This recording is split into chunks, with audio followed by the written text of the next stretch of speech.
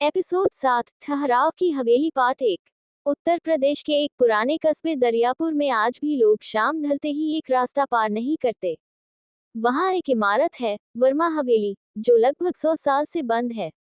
लेकिन कहानियां कहती हैं कि हवेली बंद नहीं, बल्कि थमी हुई है। वो कोठी सांस लेती है। एक स्थानीय वृद्धा ने कहा था, उसके अंदर घड़ियां चलती नहीं, और जो एक बार अंदर गया, वो बाहर आते ही कुछ और बन जाता है। यही हवेली बनी मुक्ति के अगले केस की वजह। एक युवक, आरव मिश्रा, पिछले महीने अपने दोस्तों के साथ वहां गया और अगली सुबह अकेला लौटा, निर्वस्त्र, गला सूजा हुआ, आंखें पूरी तरह सफेद और चुप। किसी भी डॉक्टर को कोई मेडिकल कारण नहीं मिला। लेकिन जब सोनाली ने आरव के सोशल मीडिया अकाउंट्स खंगाले, तो एक स्टोरी हाथ लगी। एक वीडियो क्लिप, जो उसी रात की थी, सुबह 3:13 पर। वीडियो में वर्मा हवेली की घड़ी दिख रही थी, और उसकी सुई उसी समय पर अटक चुकी थी। 3:13।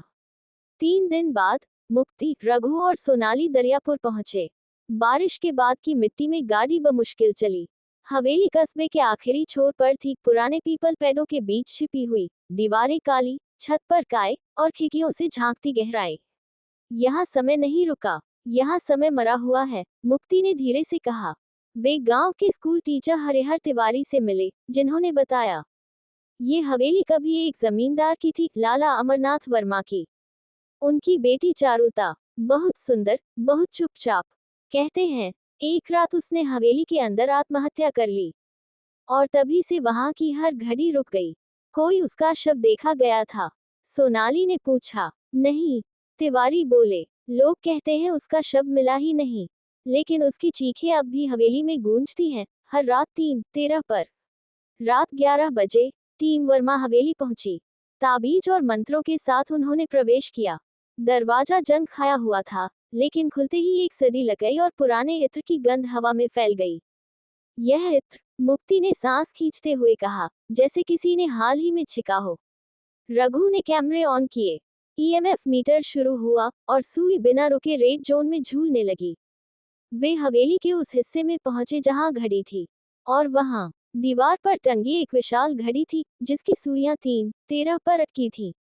इतनी पुरानी घड़ी, और अब भी सुई चलने की कोशिश कर रही है, रघु ने कांपती आवाज में कहा। वो चलना नहीं चाहती, क्योंकि अगर वह आगे बढ़ेगी, तो कुछ छूट जाएगा, मुक्ति ने गहराई से कहा। सोनाली ने ध्यान दिया कि दीवार पर कुछ उभर रहा था, एक नाम खरोंच से लिखा गया।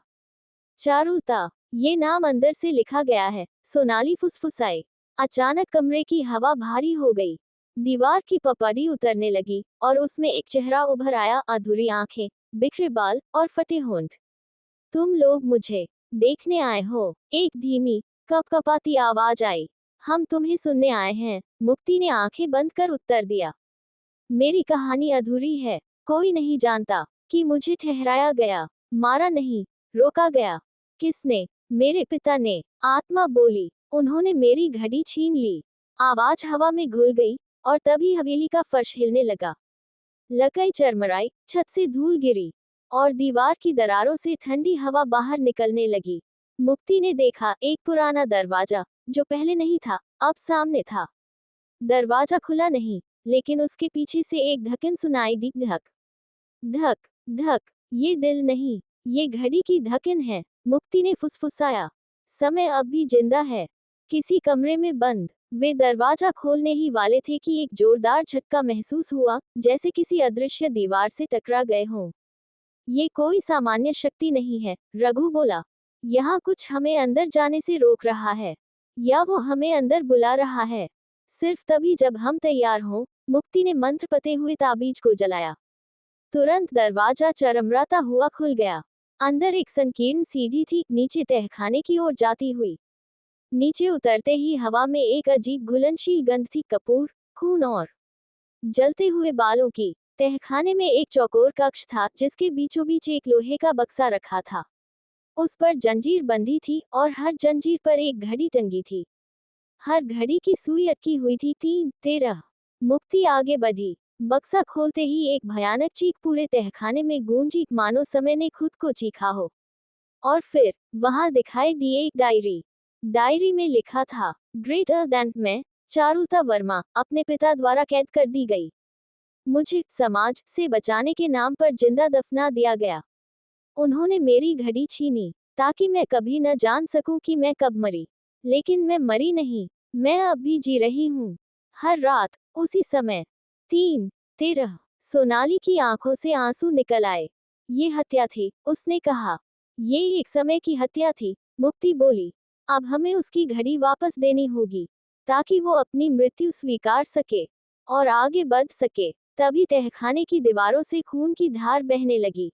जमीन कांपने लगी, घड़ियां तेजी से हिलने लगी, उल्टी दिशा में।